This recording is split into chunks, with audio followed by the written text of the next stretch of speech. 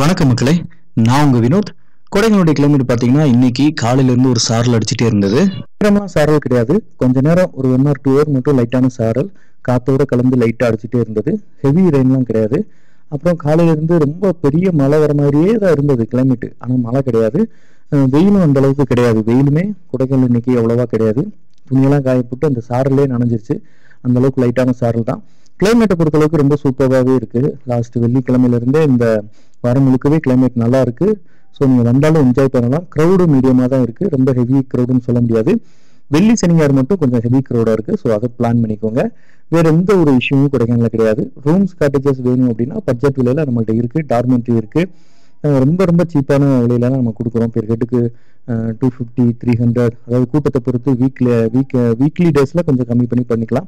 Pre booking பண்ணுறவங்களுக்கு cheap கொஞ்சம் price reduce பண்ணி தான் கொடுக்குறோம்.